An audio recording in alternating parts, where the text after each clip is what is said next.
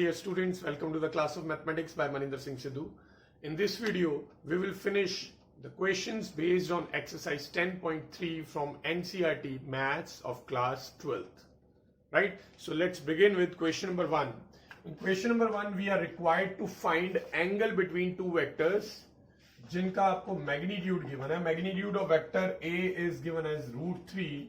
Magnitude of vector B is given as 2, and the dot product of the vectors is given as √6. We need to find angle between vector A and vector B, and we know that कि जब भी हमें angle find करना होता है तो we use the formula for A dot B, which is mod A mod B cos theta, and यहां से हम cos theta की वैल्यू निकाल लेंगे. तो cos theta की value will be equal to A dot B upon mod A mod B. Right, now we will put on the values.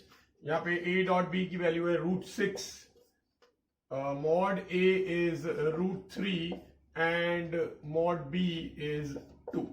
Now √3 and √6 will cancel off. तो √3 के table में √6 आएगा, that will be on √2.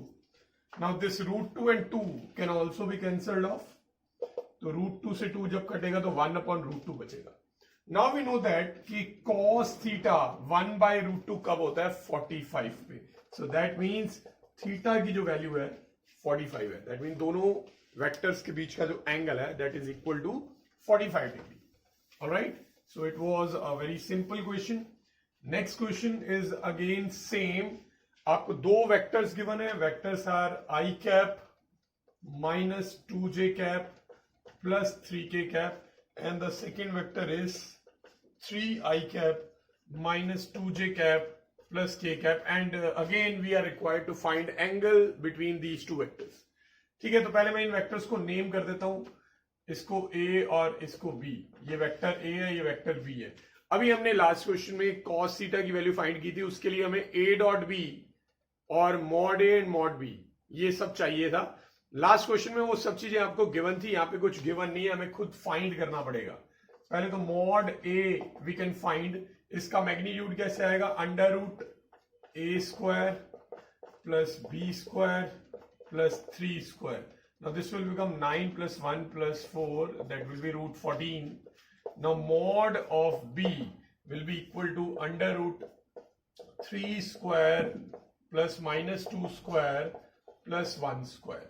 Now this will become 9 plus 1 plus 14. तो 14 बन गया ये भी. Alright, तो mod A and mod B दोनों की वैल्यू √14 आ चुकी है. We also require to find the value of A dot B, क्योंकि बिना A dot B के हम एंगल फाइंड नहीं कर पाएंगे दोनों वेक्टर्स के बीच में. ठीक है, डॉट प्रोडक्ट दो वेक्टर्स का कैसे फाइंड करते हैं वो आपको लास्ट वीडियो में एक्सप्लेन किया था.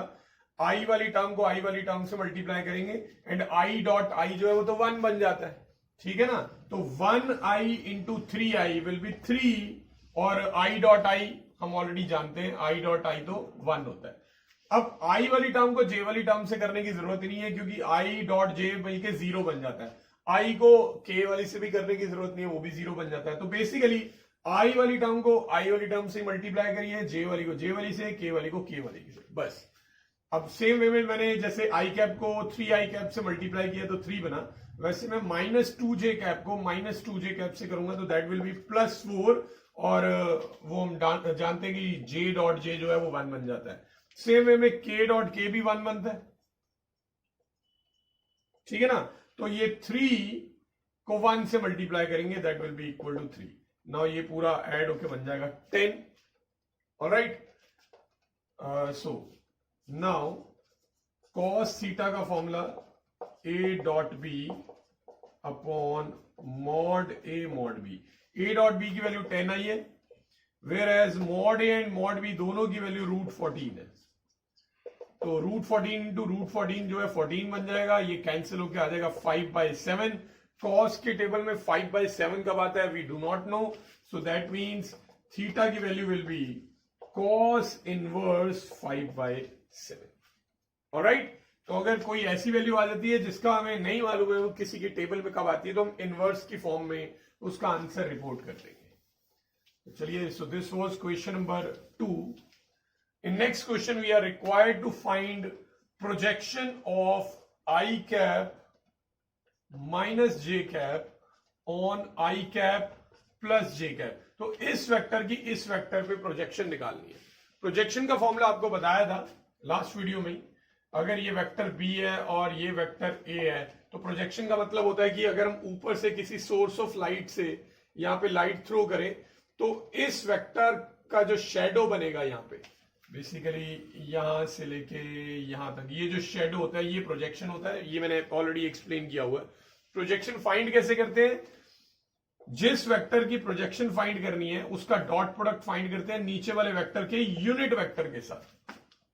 ठीक है ना. और आगे यूनिट वेक्टर का फॉर्मूला आपको बता दिया था जो आप ऑलरेडी जानते हैं, mod B sorry vector B upon mod B, ये बन जाएगा. सो देयरफॉर जो प्रोजेक्शन है, प्रोजेक्शन का फॉर्मूला अगर मैं इसको a मान लेता हूं और इसको b मान लेता हूं तो that will be a dot b upon, इसके ऊपर प्रोजेक्शन निकालनी है इसलिए इसके मैग्नीट्यूड से डिवाइड कर देंगे. तो चलिए ये बनेगा i cap minus j cap dot i cap plus j cap upon mod b. इसका मैग्नीट्यूड फाइंड करेंगे that will be 1 square plus 1 square. यहाँ पे j वाली टर्म k वाली टर्म है ही नहीं है तो i dot i will be 1, then minus J plus J का डॉट करके -1 आ जाएगा और नीचे √2, so that will be equal to 0. तो इसका मतलब है इस वेक्टर की प्रोजेक्शन इस पे जो है वो 0 है. प्रोजेक्शन 0 आने का मतलब ये हुआ कि जो शेडो की लेंथ है वो 0 है. तो शेडो की लेंथ 0 कैसे हो सकती है? इसका मतलब ये जो वेक्टर है जरूर बिल्कुल परपेंडिकुलर होगा, क्योंकि परपेंडिकुलर फिगर की जो शेडो है वो उसकी लेंथ ऑलमोस्ट 0 हो जाती है. ठीक है, तो इससे ये भी आपको पता चल जा रहा है. चलिए, तो ये था क्वेश्चन नंबर 3. नेक्स्ट क्वेश्चन भी सेम ऐसा ही है बट इस बार जो वेक्टर है वो 3D में है, यानी कि आपको आई जे के तीनों कंपोनेंट्स दे रखे हैं. I cap plus 3j cap plus 7k cap. इसकी प्रोजेक्शन हमें निकालनी है 7i cap minus j cap plus k cap के ऊपर. ठीक है, तो let this be vector a and let this be vector b. Projection का फॉर्मूला अभी हमने डिस्कस किया था. तो प्रोजेक्शन है a dot b upon mod b. तो इन दोनों का डॉट चाहिए हमें, डॉट प्रोडक्ट. तो i कैप को 7i कैप से करेंगे तो 7 बनेगा, 3j कैप को माइनस j कैप से करेंगे तो -3, 7k कैप को 8 कैप से करेंगे तो 56 अपॉन मॉड b. इसका मैग्नीट्यूड 7 का स्क्वायर प्लस -1 का स्क्वायर एंड देन 8 का square.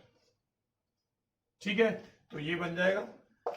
Now 7 minus 3 is 4. 4 plus 56 will be 60.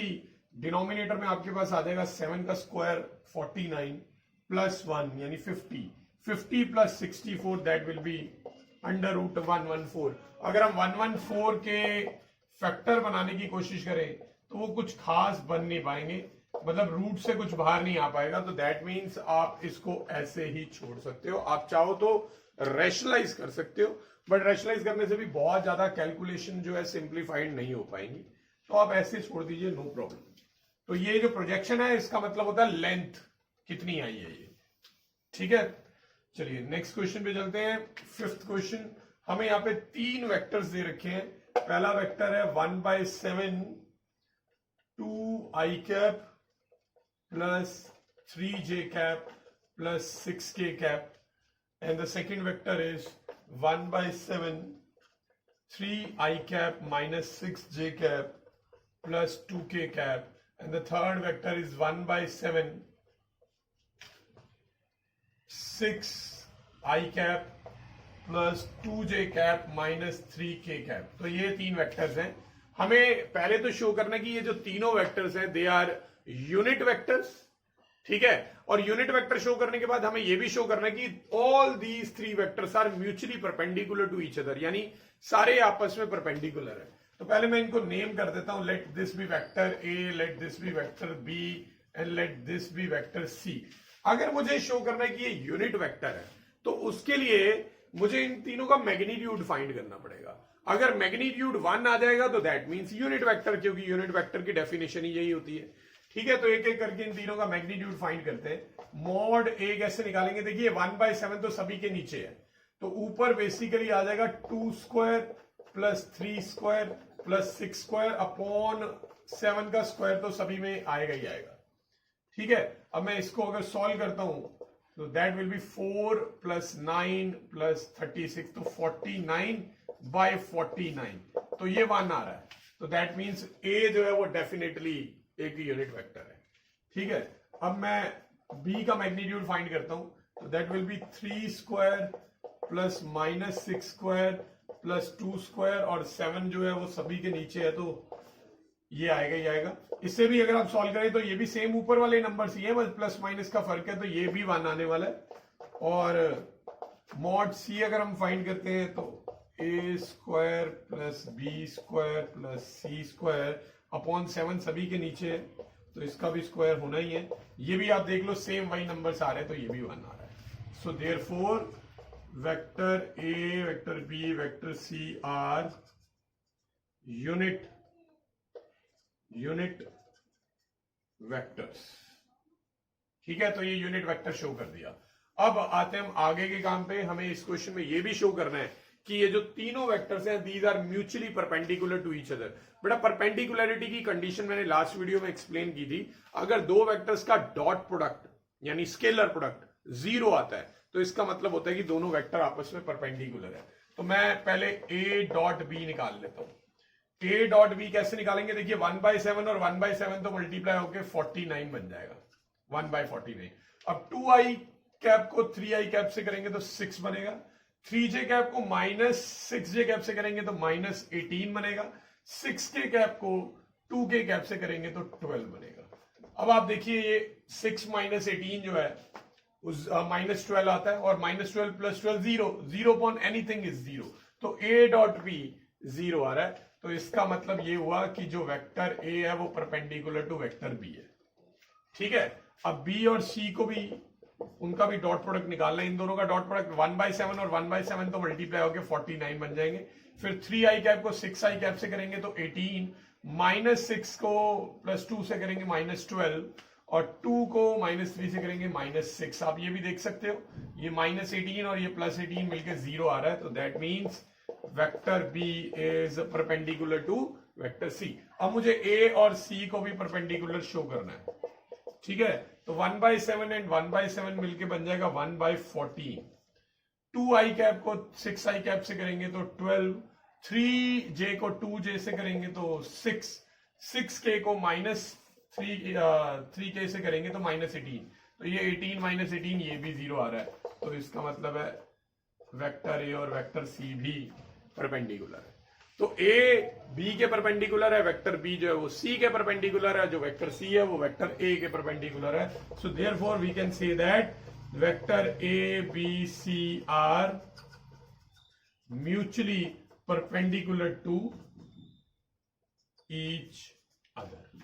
ठीक है, तो क्वेश्चन काफी सिंपल था, कॉन्सेप्ट उसका कोई इसमें ट्रिक इन्वॉल्व नहीं थी। तो चलिए ये हमारा क्वेश्चन कंप्लीट हो जाता है। अब नेक्स्ट क्वेश्चन नंबर 6 पे हम चलेंगे, जिसमें हमें मॉड ए की वैल्यू फाइंड करनी है और मॉड बी की भी वैल्यू फाइंड करनी है। और आपको क्या गिवन है, आपको गिवन है कि vector A plus vector B का dot product vector A minus vector B के साथ मिलके 8 आ रहा है, एंड जो मॉड ए है उसकी वैल्यू 8 टाइम्स मॉड बी है, यानी वेक्टर ए का मैग्नीट्यूड 8 टाइम्स है वेक्टर बी के मैग्नीट्यूड से, यानी लेंथ वाइज वो 8 टाइम्स ज्यादा है। तो हमें vector mod A and mod B दोनों ए और बी वेक्टर्स का मैग्नीट्यूड फाइंड करना है। तो बेटा ये जो हमें गिवन है पहले हम इसे सॉल्व करेंगे। तो ये है a plus B dot A minus B, ये वेक्टर्स का डॉट प्रोडक्ट है। तो ये मल्टीप्लाई करता हूं, पहले a डॉट ए बनेगा, then a dot minus B, तो that will be a dot B, then b dot A plus में आएगा। ठीक है, देन इसको इससे करेंगे तो माइनस बी डॉट बी। ठीक है, अब आपको लास्ट वीडियो में मैंने बताया था कि जो dot product of two vectors होता है वो कम्यूटेटिव होता है, यानी a डॉट बी या b डॉट ए कुछ भी कर लो आंसर सेम ही आता है, दोनों की वैल्यू एग्जैक्टली सेम होती है। तो ये a डॉट बी और b डॉट ए दोनों सेम है, एक माइनस में एक प्लस में, इसलिए ये कैंसिल हो सकता है। दूसरा मैंने ये भी बताया था कि किसी भी वेक्टर का उसी के साथ जब आप डॉट प्रोडक्ट लेते हैं तो वो बन जाता है मॉड ए का स्क्वायर, ठीक है। इसी तरह से ये बन जाएगा मॉड बी का स्क्वायर। तो ये लास्ट वीडियो में मैंने एक्सप्लेन कर दिया था ये किस तरह से आया, ठीक है। अब इसके बाद मैं इस रिलेशन का यूज करूंगा। जो मॉड ए है वो 8 टाइम्स मॉड बी है, तो मॉड ए की जगह पे मैं 8 टाइम्स मॉड बी डाल देता हूं और उसका स्क्वायर कर देंगे। ये बनेगा 64 मॉड बी स्क्वायर, और 64 में से एक काट देंगे तो 63 मॉड बी का स्क्वायर आ जाएगा 8 के इक्वल। यहां से मॉड बी की वैल्यू आ जाएगी √8/63, ठीक है ना। पहले 63 नीचे जाएगा, देन स्क्वायर उधर जाके रूट बनेगा। ऑब्वियसली माइनस में वैल्यू नहीं आएगी, मॉडुलस फाइंड कर रहे हो, यहां प्लस माइनस नहीं लगाया मैंने क्योंकि मैग्नीट्यूड इज नेवर नेगेटिव, ठीक है ना। ये थोड़ा बहुत सॉल्व हो जाएगा, जैसे ये 2√2 आ जाएगा। 63 जो है वो 9 × 7 होता है, तो 9 का 3 बार आ जाएगा। तो ये मैग्नीट्यूड ऑफ बी आ गया, ठीक है। नाउ मैग्नीट्यूड ऑफ ए जो है वो है 8 टाइम्स मैग्नीट्यूड ऑफ बी, और मैग्नीट्यूड बी की वैल्यू है 2√2/3√7। तो यहां से ज्यादा सॉल्व नहीं हो पाएगा, तो ये मैग्नीट्यूड ऑफ ए की वैल्यू आ गई। ऑलराइट, तो ये मैग्नीट्यूड ऑफ बी की वैल्यू है, ये मैग्नीट्यूड ऑफ ए की वैल्यू है। तो हमने दोनों वेक्टर्स का मैग्नीट्यूड फाइंड कर लिया जो कि इस क्वेश्चन की रिक्वायरमेंट थी। So moving on to question number 7, हमें इवेल्युएट करना है 3a - 5b ये वाले वेक्टर को, और इसके साथ डॉट प्रोडक्ट इसका लेते हैं। तो ये डॉट प्रोडक्ट को इवेल्युएट करना है, दैट्स इट, और कुछ नहीं करना इस क्वेश्चन में, और कुछ गिवन भी नहीं है, just we need to evaluate. तो इवेल्युएट कैसे करेंगे, मल्टीप्लाई कर दो। 3a का डॉट लो 2a के साथ, that will B 6a.a, then 3a का 7b के साथ, that will B 21a.b, then -5b का डॉट लेना है 2a के साथ, that will B 10b.a, then -5b का डॉट लेना है 7b के साथ, दैट विल बी 35b.b। अब आप जानते हैं कि इसको हम लिख सकते हैं मॉड a का स्क्वायर। अब a.b b.a इक्वल होते हैं, आप जानते हैं, तो इन दोनों को आप सॉल्व कर सकते हो। 21 - 10 करेंगे, दैट विल बी 11। अब चाहे आप a.b लिख लो, चाहे b.a लिख लो, एक ही बात है। ये सॉल्व हो गए। नाउ मॉड b.b होता है मॉड b का स्क्वायर। इसके बाद आप आगे इसको सॉल्व नहीं कर सकते, क्योंकि इसके आगे सॉल्व करने के लिए आपको मॉड a, मॉड b और a.b की वैल्यूज की जरूरत पड़ेगी, जो कि हमें क्वेश्चन में गिवन नहीं है। सो दैट मीन्स यही इस क्वेश्चन का फाइनल आंसर है, ठीक है। अगर हमें कुछ ऐसा दिया होता कि a and b unit vectors हैं, कुछ ऐसा दिया होता तो मैं मॉड a मॉड b की जगह पे 1 डाल सकता था। तो चलिए अब आगे चलते हैं क्वेश्चन नंबर 8 में। क्वेश्चन नंबर 8 में हमें दो वेक्टर्स का मैग्नीट्यूड फाइंड करना है, और दोनों का मैग्नीट्यूड इक्वल है, ये भी क्वेश्चन में गिवन है, और दोनों वेक्टर्स के बीच का एंगल है 60 डिग्री, और उनका स्केलर प्रोडक्ट है 2, ठीक है बेटा। स्केलर प्रोडक्ट 2 है। स्केलर प्रोडक्ट का मतलब हो गया, अगर दोनों वेक्टर्स का नाम मैं वेक्टर ए और वेक्टर बी रखता हूं, तो a.b 2 दिया हुआ है, ठीक है। Let vector a and vector b be given vectors, ठीक है। अच्छा, आपको एक और चीज गिवन है कि दोनों का मैग्नीट्यूड इक्वल है, ये क्वेश्चन में बोला हुआ है कि हैविंग इक्वल मैग्नीट्यूड। तो क्योंकि ये दोनों इक्वल हैं, तो मैं दोनों की वैल्यू को x सेलेक्ट कर लेता हूं, दोनों के मैग्नीट्यूड की वैल्यू को x सेलेक्ट कर लेता हूं। और हमें क्या गिवन है, हमें थीटा गिवन है 60 डिग्री, यानी कि दोनों वेक्टर्स के बीच का एंगल 60 है। तो देखिए, हमें a.b की वैल्यू मालूम है 2। a.b का फॉर्मूला लगाएंगे, which is mod a mod b cos theta, ये इक्वल टू 2 है। थीटा की वैल्यू डालेंगे और इन दोनों की वैल्यू भी डालेंगे। इन दोनों की वैल्यू को हमने x सेलेक्ट कर लिया, तो ये भी x है, ये भी x है, एंड cos 60 ये बन गया। ऑलराइट, तो ये सॉल्व करके बनेगा x², cos 60 की वैल्यू होती है 1/2। अब ये 2 उधर क्रॉस मल्टीप्लाई होगा, जिससे कि x² आ जाएगा 4, अब x की वैल्यू आ जाएगी ±2। ठीक है, अब x आपने माना किसे था? x माना था हमने दोनों के मैग्नीट्यूड को। अब आप जानते हो ना कि मैग्नीट्यूड तो कभी भी नेगेटिव नहीं होता, तो इसलिए you will reject the negative sign. ठीक है, अगर ये मैग्नीट्यूड के बजाय कुछ और चीज गिवन होती जिसका नेगेटिव होना भी पॉसिबल होता है, तो मैं प्लस और माइनस दोनों आंसर्स को रिपोर्ट करता, बट क्योंकि यहां पे x हमने माना मैग्नीट्यूड को, मैग्नीट्यूड इज नेवर नेगेटिव, तो इसलिए we have rejected the negative sign. I hope ये क्वेश्चन क्लियर हो गया होगा। Next question, question number 8, question number 9, हमें फाइंड करना है magnitude of a vector x, और हमें ये मालूम है कि वेक्टर a जो है वो यूनिट वेक्टर है। यूनिट वेक्टर का मतलब ये हो गया कि इस a का जो मैग्नीट्यूड है वो 1 है, और हमें एक और चीज गिवन है कि vector x minus vector a dot vector x plus vector a is equal to 12 है।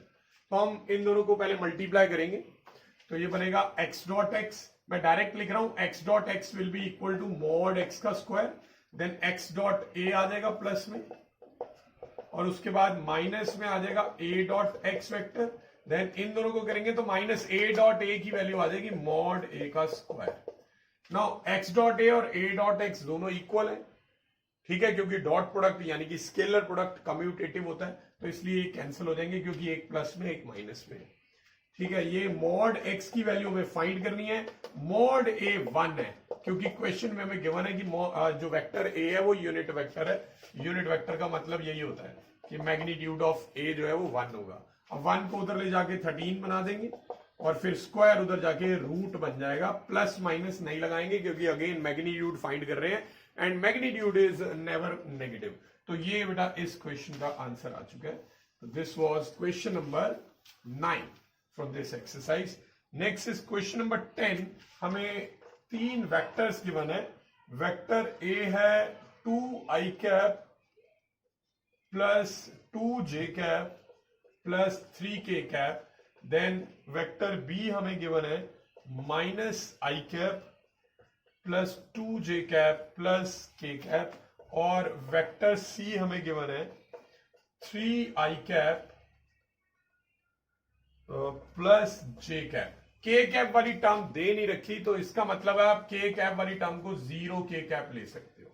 तो ये हमें 3 वेक्टर गिवन है। अब इसके बाद आगे क्या करना है, उन्होंने बोला है कि फाइंड लेमडा, और आपको गिवन है कि a plus lambda vector b is perpendicular to vector c, ये गिवन है, और आपको लेमडा की वैल्यू निकालनी है। अब ये थोड़ा सा अजीब सा क्वेश्चन है अभी तक जितने भी हमने क्वेश्चन किए, एंड ये इंपॉर्टेंट क्वेश्चन भी है।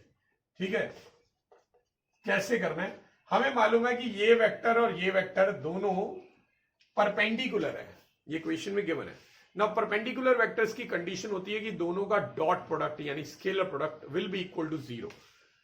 तो इन दोनों का डॉट प्रोडक्ट 0 होगा डेफिनेटली, बट पहले मुझे ये वेक्टर फाइंड करना पड़ेगा। Vector a plus lambda vector b कैसे निकालेंगे? वेक्टर a है 2i cap plus 2j cap plus 3k cap plus lambda times -i cap plus 2j cap plus k cap.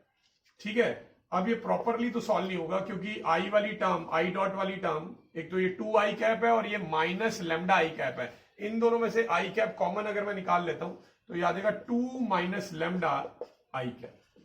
ठीक है, नेक्स्ट j कैप वाली एक ये 2j कैप है, and this is 2 lambda j cap. तो j cap अगर हम common निकालते हैं तो 2 प्लस 2 लेमडा j कैप ये बन जाएगा, एंड देन k कैप वाली 3k कैप और ये k कैप, तो यहाँ पे k कैप कॉमन लेंगे तो 3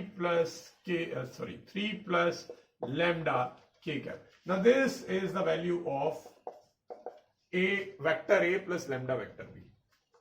now vector a plus lambda vector b का डॉट प्रोडक्ट c के साथ 0 के इक्वल होगा। Why? Because it is given to us that these two vectors are perpendicular, और परपेंडिकुलर वेक्टर्स का डॉट प्रोडक्ट हमेशा 0 होता है।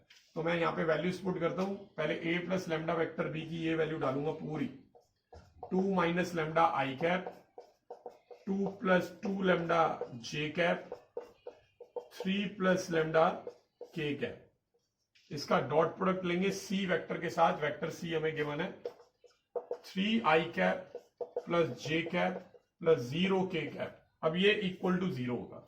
अब डॉट प्रोडक्ट कैसे फाइंड करते हैं वो ऑलरेडी हमें मालूम है, आई कैप वाली टर्म को आई कैप वाली टर्म से करेंगे तो आई डॉट आई तो 1 हो जाएगा, बेसिकली ये 3 मल्टीप्लाई हो जाएगा इस ब्रैकेट के साथ, तो 3 इंटू 2 माइनस लेमडा ये बनेगा। देन ये जो 2 प्लस 2 लेमडा है जे कैप वाली वैल्यू, इधर वाली जे कैप के साथ कुछ नहीं है यानी 1 है, तो 1 के साथ मल्टीप्लाई होगा ये, और लास्ट में 3 प्लस लेमडा, ये के कैप वाली है और वहां पे के कैप की जगह 0 है तो ये 0 से मल्टीप्लाई होगा, इक्वल टू 0 रख देंगे। ठीक है, तो चलिए अब इसको आगे सॉल्व कर लेते हैं हम। Now this is 6, this will be 2, ये तो पूरी टर्म 0 हो जाएगी, तो 6 plus 2 that will be 8, and then minus 3 lambda plus 2 lambda that will be minus lambda equal to 0। ये वही लास्ट टर्म तो इनसिग्निफिकेंट है, वो 0 हो जाएगी। ठीक है, तो 6 और 2 कांस्टेंट टर्म्स ऐड होके 8 बन गई, और लेमडा वाली माइनस 3 लेमडा प्लस 2 लेमडा मिलके माइनस लेमडा बन गया, तो यहां से लेमडा की वैल्यू आ जाएगी 8, जो कि हमारे से पूछी गई थी। ठीक है, इंपॉर्टेंट क्वेश्चन है और इस टाइप का अभी तक वेरी फर्स्ट क्वेश्चन है दैट यू हैव डन। चलिए अब हम चलते हैं आगे के क्वेश्चन पे। Now next question, question number 11 is, आपको शो करना है कि एक वेक्टर है mod A vector B plus mod b vector a is perpendicular to mod a vector b minus mod b vector a। हमें शो करना है कि ये वेक्टर इस वेक्टर के परपेंडिकुलर है। सिंपल क्वेश्चन है। परपेंडिकुलर कैसे शो करते हैं, उनका डॉट प्रोडक्ट निकालिए और अगर डॉट प्रोडक्ट 0 आ जाए तो इसका मतलब होता है दोनों वेक्टर परपेंडिकुलर है। तो मैं पहले इन दोनों वेक्टर्स को कुछ नेम कर देता हूं। तो let this be vector x and let this be vector y। ठीक है, now I am required to find x dot y, vector x का डॉट प्रोडक्ट वेक्टर y के साथ निकालना है। तो चलिए स्टार्ट करते हैं। ये आ जाएगा mod a vector b plus mod vector b vector a dot product with mod a vector b minus mod b vector a। Solve करना स्टार्ट कर रहा हूं। पहले फर्स्ट टर्म को फर्स्ट टर्म से करेंगे। देखिए मॉड ए और मॉड ए ये मल्टीप्लाई होके तो मॉड ए का स्क्वायर बनेगा ऑब्वियसली। अब बी का डॉट बी के साथ करेंगे तो ये भी मॉड बी का स्क्वायर ही बन जाएगा। फॉर्मूला है ना, B dot B is equal to mod B square. अब ये फर्स्ट टर्म को मैं सेकेंड टर्म से करूंगा तो यहां पे क्या आएगा, यहां पे आ जाएगा माइनस में एक मॉड ए और मॉड बी दोनों मॉड वाली टर्म्स, और साथ में आ जाएगा B dot A, B dot A negative में। अब ये सेकेंड वाली टर्म को फर्स्ट से करेंगे, प्लस में आएंगी दोनों प्लस में, तो बी के साथ मॉड वाली दोनों टर्म्स डिफरेंट है। यहां पे एक तो मॉड बी है और एक मॉड ए है, और इसके अलावा ए डॉट बी भी दिख रहा है। अब इसको इससे करेंगे तो ये माइनस में आ जाएगा।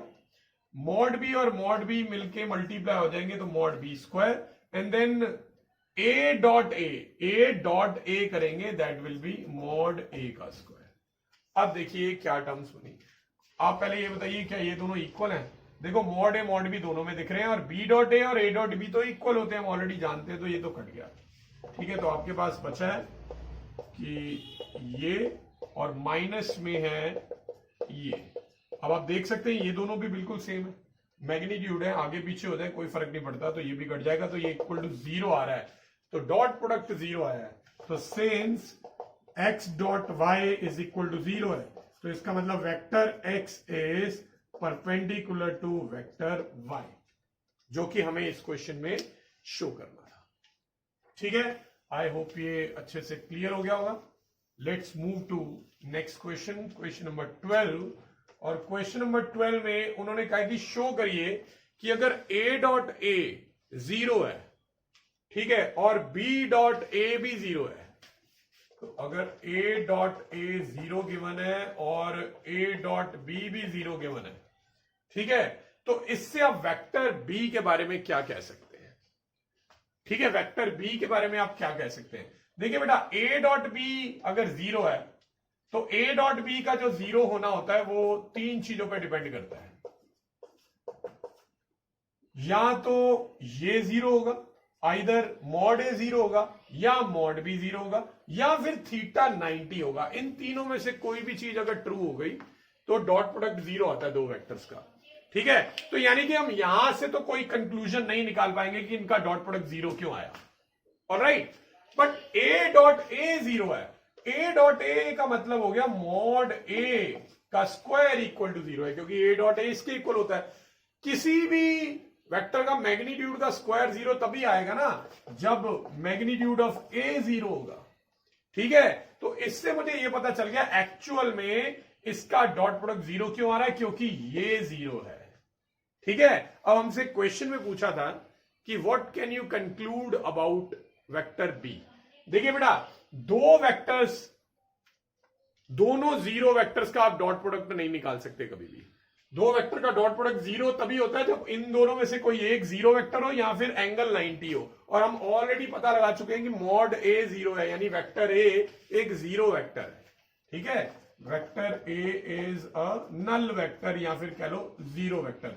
तो इससे यह पता चला कि अब वेक्टर भी 0 नहीं हो सकता, क्योंकि दो 0 वेक्टर्स का आप डॉट प्रोडक्ट या क्रॉस प्रोडक्ट नहीं फाइंड कर सकते। तो इसका मतलब यह हुआ कि vector B is any non 0 vector. कोई भी नॉन 0 वेक्टर होगा बट उसकी वैल्यू 0 नहीं होगी और कुछ भी हो सकती है। किसी भी तरह का वेक्टर, कैसा भी वेक्टर हो सकता है, बट 0 वेक्टर नहीं होगा।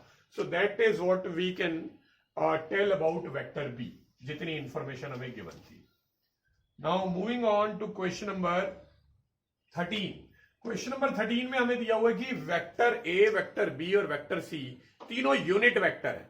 बेटा अगर ये यूनिट वेक्टर है तो इसका मतलब मैग्नीट्यूड ऑफ ए 1 होगा, मैग्नीट्यूड ऑफ बी 1 होगा और मैग्नीट्यूड ऑफ सी भी 1 ही होगा। अब आगे हमसे वैल्यू फाइंड करने को बोला है, एक अजीबोगरीब सी टर्म है, A dot B plus B dot C plus C dot A. इसकी वैल्यू फाइंड करनी है, क्या होगी? A dot B plus B dot C plus C dot A. तो बेटा यहां पे मैं एक फॉर्मूला का यूज करूंगा। यहां पे तीनों वेक्टर्स का डॉट प्रोडक्ट चाहिए ना, A dot B dot C और सी डॉट ए। तो मैं एक काम करता हूं, लेट कर लेता हूं एक वेक्टर एक्स जिसकी वैल्यू है vector A plus vector A plus vector B plus vector C. हमें क्वेश्चन में ये भी दे रखा है क्योंकि कि vector A plus vector B plus vector C 0 vector के इक्वल है, तो इसलिए मैं इस वेक्टर को एक्स मान लेता हूं फिलहाल। ठीक है, अब अगर मैं x डॉट एक्स निकालता हूं, x dot x, that will B obviously 0, क्योंकि ये एक 0 वेक्टर है। ठीक है, तो x डॉट एक्स भी 0 होगा। तो मैं इन दोनों का डॉट प्रोडक्ट लेता हूं।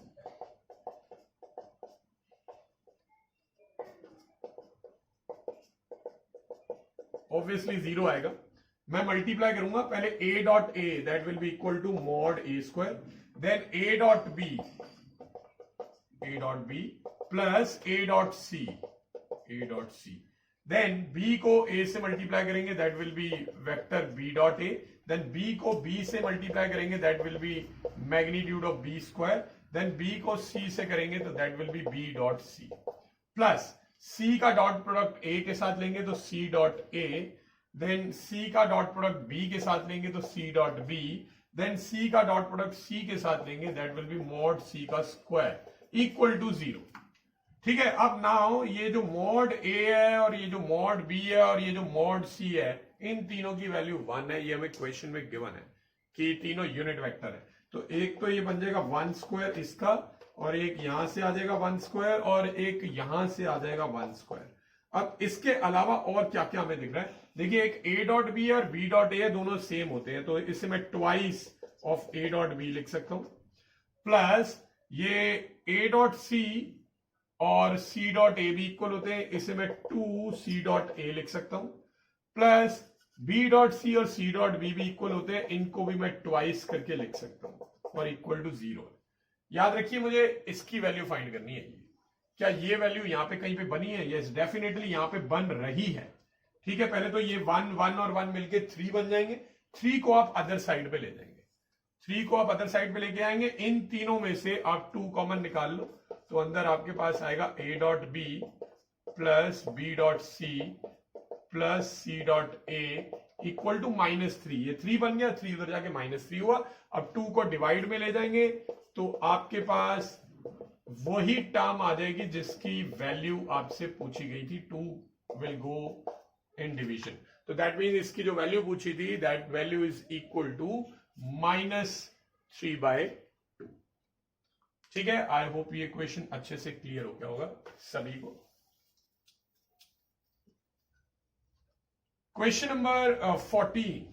क्वेश्चन नंबर 14 में वो कह रहे हैं if either vector A is 0 और वेक्टर बी इज 0, मतलब वो कह रहे हैं कि अगर ए वेक्टर या बी वेक्टर में से कोई एक 0 वेक्टर हो तो इसका मतलब होता है कि ए डॉट बी 0 होगा ऑब्वियसली।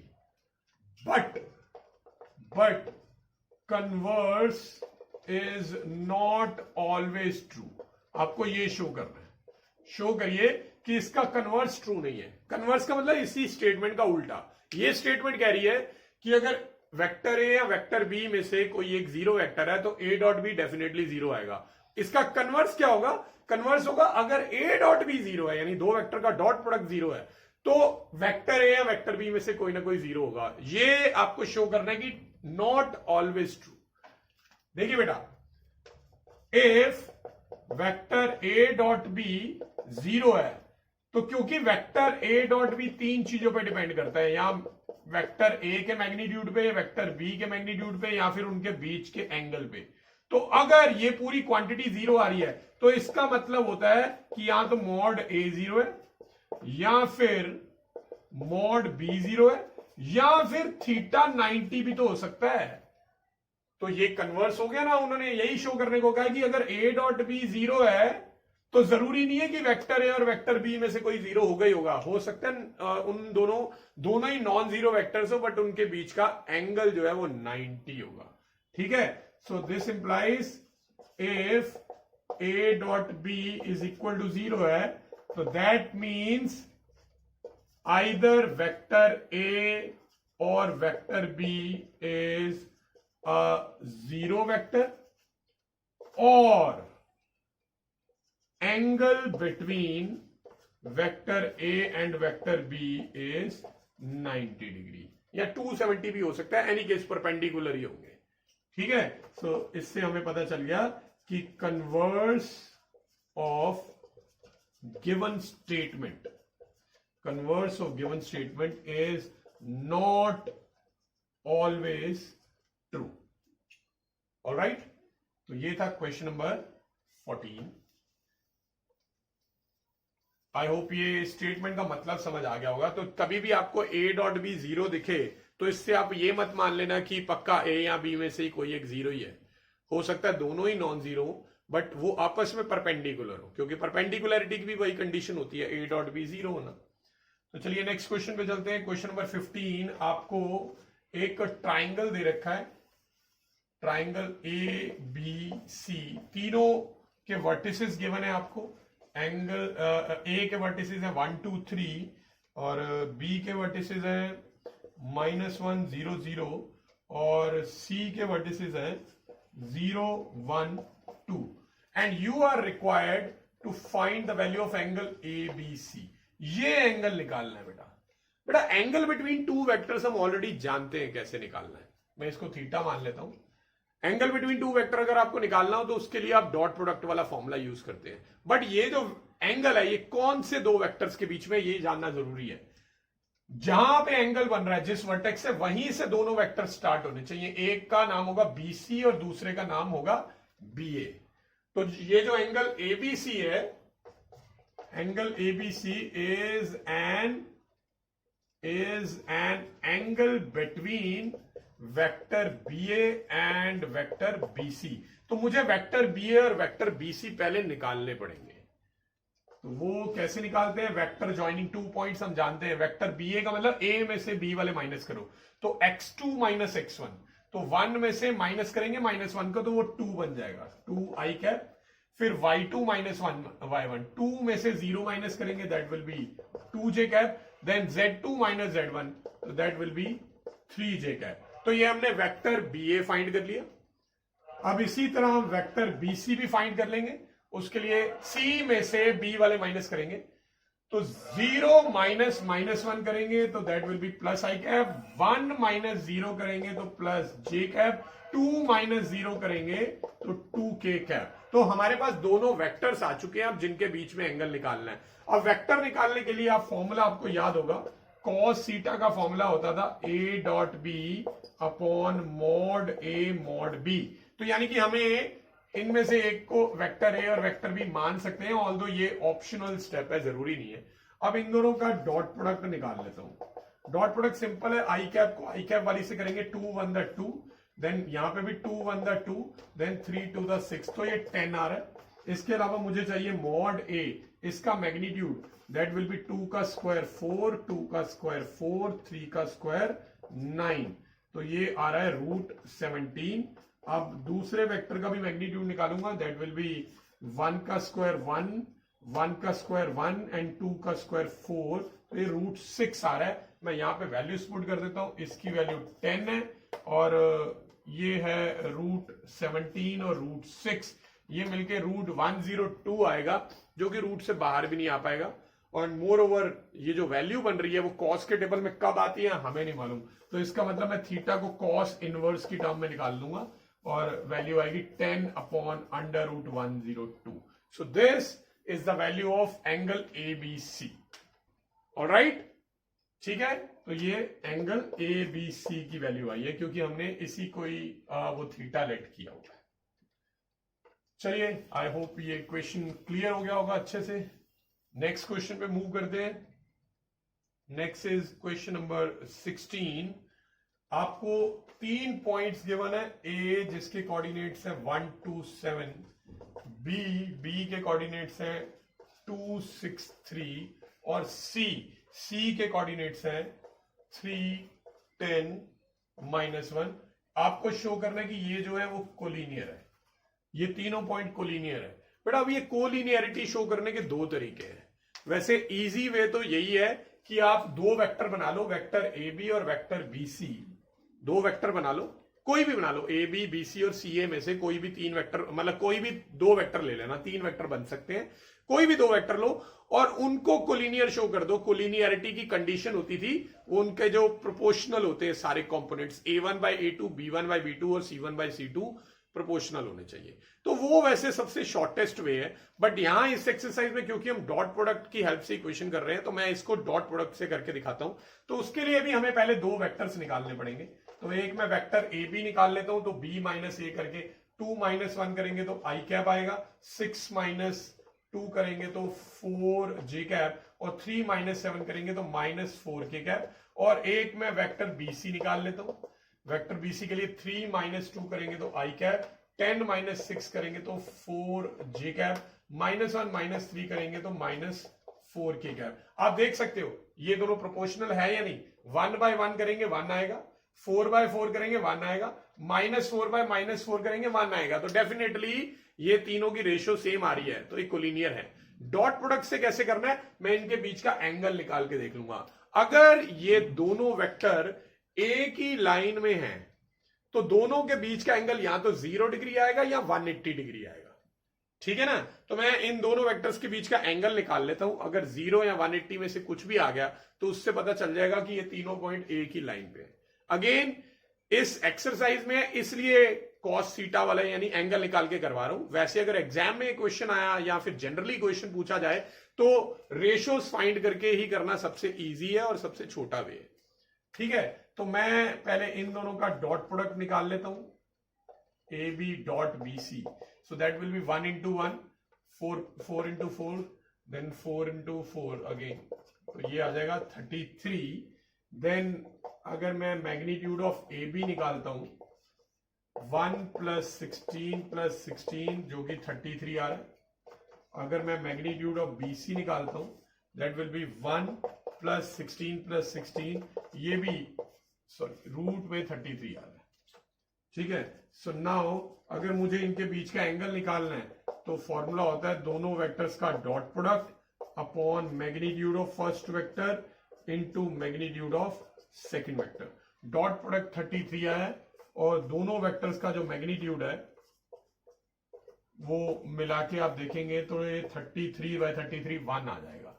तो इसका मतलब ये हुआ कि cos थीटा की वैल्यू 1 है, यानी थीटा की वैल्यू 0 डिग्री हो जाएगी, क्योंकि cos के टेबल में 1 कब आता है? 0 डिग्री पे। अब दो वेक्टर्स अगर 0 डिग्री पे अलाइन है तो इसका मतलब वो एक दूसरे के पैरेलल है या फिर एक ही लाइन पे आ रहे हैं ये वाले पॉइंट्स। यहां पे पैरेलल नहीं हो सकता, एक ही लाइन पे आएंगे। वाई? क्योंकि ए बी और बी सी में बी कोऑर्डिनेट कॉमन है, तो भी ये ए बी और बी सी अलग अलग वेक्टर नहीं हो सकते, वो एक के पीछे एक ही है। तो इससे पता चलता है कि A B C points are collinear. ठीक है जी, आई होप ये क्वेश्चन अच्छे से क्लियर हो गया होगा। Collinearity using by finding angle between two vectors. Although मैं रिकमेंड नहीं करता ये मेथड यूज करना, जब तक बोला ना जाए कि डॉट प्रोडक्ट की हेल्प से करके दिखाओ। ऑलराइट, नेक्स्ट है क्वेश्चन नंबर 17। आपको यहां पे 3 वेक्टर दिए हुए हैं, आपको शो करना है कि वो जो 3 वेक्टर हैं वो वर्टिसेस को रिप्रेजेंट कर रहे हैं। 3 वेक्टर्स हैं, एक है 2i cap minus j cap plus k cap. The second vertex is i cap minus 3j cap minus 5k cap, and the third vertex is 3i cap minus 4j cap minus 4k cap। आपको show करना है कि ये तीनों मिलके एक right angle triangle के vertices को रिप्रेजेंट कर रहे हैं। ये वर्टिसेस को रिप्रेजेंट अगर कर रहे हैं तो दैट मींस ये एक्चुअल में पोजीशन वेक्टर है, ठीक है ना। ट्राइंगल के अंदर अगर मैं ये मान लो A है, ये मान लो B है, ये C है, तो एक होगा वेक्टर OA, एक होगा वेक्टर OB और एक होगा वेक्टर OC। ये जो 3 वेक्टर आपको दिए हैं ये बेसिकली OA, OB और OC है। वो अब आपकी मर्जी है किसको OA लेना है, किसको OB और किसको OC लेना है। तो मैं स्टार्टिंग में ही लेट कर लूंगा, ये लेट करना है कि ये OA है, ये वेक्टर OB है और ये वेक्टर OC है, ठीक है। अब अगर मुझे इसे राइट एंगल ट्राइंगल प्रूव करना है तो ये आपने लास्ट एक्सरसाइज में भी किया था। राइट एंगल ट्राइंगल के लिए हमने पहले ना तीनों साइड्स के वेक्टर बना लिए थे, ठीक है ना। तो यहां पे भी वही करूंगा, एक मैं पहले वेक्टर ए बी बना लूंगा। ए बी के लिए ओ बी वेक्टर में से ओ ए माइनस करना पड़ेगा, क्योंकि ए बी है, बी में से माइनस ए वाले करते हैं ना। तो I minus 2i will be minus I cap, minus 3j plus j will be minus 2j cap, minus 5k minus k will be minus 6k cap. ये आ गया ए बी वेक्टर। अब मैं वेक्टर BC निकाल लेता हूं। BC के लिए OC में से माइनस करना होगा OB का, तो 3i minus i will B 2i cap, minus 4j plus 3j will be minus j cap, minus 4k plus 5k will be plus k cap. और अब मैं तीसरा वेक्टर AC वेक्टर भी निकाल लेता हूं, तो इसमें OC में से OA माइनस करना पड़ेगा। तो 3i minus 2i will be i cap, minus 4j plus j will be minus 3j cap, then minus 4k minus k will be minus 5k cap. अब इसके बाद लास्ट एक्सरसाइज में हमने क्या किया था, हमने इन तीनों साइड्स का मैग्नीट्यूड निकाल लिया था। तीनों साइड्स का मैग्नीट्यूड निकालना था, और मैग्नीट्यूड निकालने के बाद हमने कन्वर्स ऑफ पाइथागोरस थ्योरम का यूज किया था। कोई दो साइड्स के स्क्वायर का सम अगर तीसरे साइड के इक्वल हो तो उसे हम राइट एंगल ट्राइंगल के वर्टिसेस बोल सकते हैं या साइड्स बोल सकते हैं। तो यहां पे हम मैग्नीट्यूड नहीं या डॉट प्रोडक्ट से करेंगे। तो कैसे करेंगे, मैं दो साइड्स के बीच का डॉट प्रोडक्ट निकाल लेता हूं। पहले मैं ए बी और बी सी का डॉट प्रोडक्ट निकाल रहा हूं। तो -1 को 2 से करेंगे -2, -2 को 1 से करेंगे +2, -6 को +1 से करेंगे -6, तो ये -6 आ रहा है। अब मैं BC डॉट AC निकाल रहा हूं। 2 को 1 से करेंगे तो 2, -1 को -3 से करेंगे और फिर 1 को -5 से करेंगे, ये 0 आ रहा है। और फिर मैं AB का डॉट प्रोडक्ट AC से निकाल लूंगा। तो -1 को 1 से करेंगे -1, -2 को -3 से करेंगे +6, -6 को +5 से करेंगे 30, तो ये आपका आ रहा है 35। अब क्या पता चला इससे, बेटा कोई दो साइड्स का डॉट प्रोडक्ट 0 आना जरूरी था। क्यों? क्योंकि अगर ये राइट एंगल ट्राइंगल है तो इसका मतलब इनके कोई तीनों एंगल में से कोई ना कोई एक एंगल 90 डिग्री का होगा, यानी कि दो साइड्स आपस में परपेंडिकुलर होंगी, और परपेंडिकुलर वेक्टर्स में हमेशा डॉट प्रोडक्ट 0 होता है, ठीक है। तो since BC dot AC is equal to 0 है, तो इसका मतलब ये हुआ कि vector BC is perpendicular to vector AC।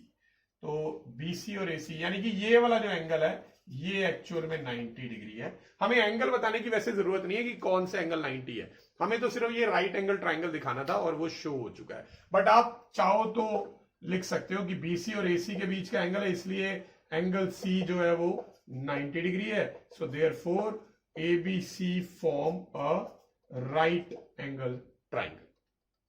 ठीक है, तो यहां पे आप अगर एग्जाम में क्वेश्चन आता है तो it's totally up to you कि आप डॉट प्रोडक्ट से राइट एंगल ट्राइंगल शो करना चाहते हो या फिर मैग्नीट्यूड ऑफ द साइड्स निकाल के फिर पाइथागोरस का यूज करना चाहते हो, वो आपके पास चॉइस है।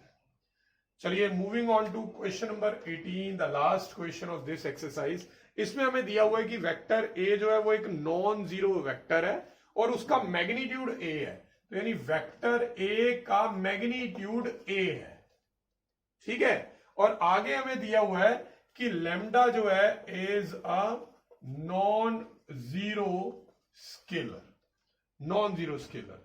तो फिर उन्होंने कहा है कि अगर lambda vector A is a unit vector, तो फिर आपको बताना है नीचे दिए गए ऑप्शंस में से कौन सा करेक्ट है। एक ऑप्शन दिया हुआ है कि लेमडा की वैल्यू 1 होगी, ठीक है। दूसरा ऑप्शन दिया हुआ है कि लेमडा की वैल्यू -1 होगी। तीसरा ऑप्शन दिया हुआ है कि ए की वैल्यू मॉड लेमडा होगी और चौथा ऑप्शन दिया हुआ है कि ए की वैल्यू 1 अपॉन मॉड लेमडा होगी। तो मुझे इन्हें सॉल्व करके देखना पड़ेगा जो भी इंफॉर्मेशन हमें गिवन है उसके अकॉर्डिंग। तो सबसे पहले तो हमें दिया हुआ है कि lambda vector A is unit vector, तो अगर ये एक यूनिट वेक्टर है तो इसका मतलब है कि इसका मैग्नीट्यूड 1 होगा। अब अगर मैग्नीट्यूड 1 है तो बेटा मैं ये मॉडुलस को दोनों का सेपरेट मॉडुलस करके ऐसे लिख सकता हूं।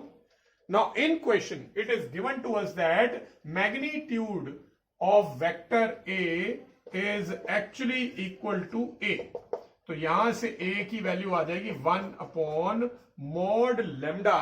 तो दैट मींस ये जो डी वाला ऑप्शन है ये एब्सोल्युटली करेक्ट है। ठीक है, तो इसी के साथ हमारी ये जो एक्सरसाइज 10.3 है इसके सारे क्वेश्चन जो है वो मैं करवा चुका हूं। This brings us to the end of this video. In next video मैं आपको क्रॉस प्रोडक्ट से रिलेटेड क्वेश्चंस करवाऊंगा from exercise 10.4। Till then keep practising and thanks for watching.